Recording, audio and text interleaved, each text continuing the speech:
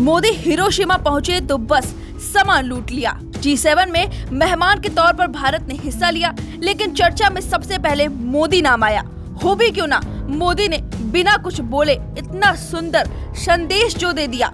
संदेश क्या दिया वो बताएं, उससे पहले आपको बता दें कि G7 के साथ क्वाड की भी अहम मीटिंग हुई थी और इसी मीटिंग में बाइडेन और मोदी की कुछ अलग ही तस्वीरें सामने आई, जो अमेरिका और भारत के अच्छे रिश्तों पर मुहर लगा रही है। वैसे तो मोदी से ऑटोग्राफ लेने की तमन्ना बहुतों को है, लेकिन जब दुनिया के सबसे पावरफुल देश अमेरिका के प्रेसिडेंट ने मोदी का ऑटोग्राफ मांग लिया तो बात अहम हो जाती है। ऑटोग्राफ ही नहीं बल्कि जो बाइडेन मोदी के मुरीद ही हो गए।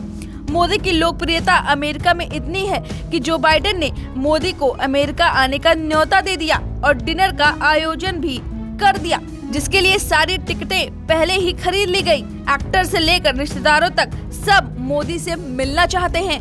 मोदी अलग हैं, उनकी छवि ऐसी ही नहीं लोगों में चमक रही है। उन्होंने G7 में एक खास संदेश दे दिया। संदेश इस तस्वीर में है। अब देखिए इस तस्वीर को। इस तस्वीर में सभी ने कुछ एक जैसे पोशाक पहने हुए हैं। वहीं मोदी ने इन सबसे अलग कुछ अलग ही पहना है, जो कि सदरी पहना है।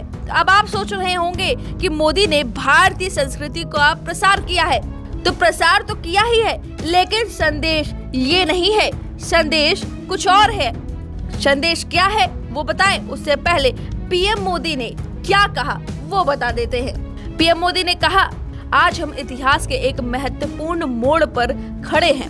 हमें धरती की पुकार सुननी है। हमें खुद को बदलना होगा और उसके अनुसार अपना व्यवहार बदलना होगा। प्रधानमंत्री मोदी ने कहा, हमें अपना व्यवहार बदलना होगा, और उन्होंने केवल कहा नहीं बल्कि संदेश देकर कर दिया, क्योंकि मोदी कहने से ज्यादा करने में विश्वास रखते हैं।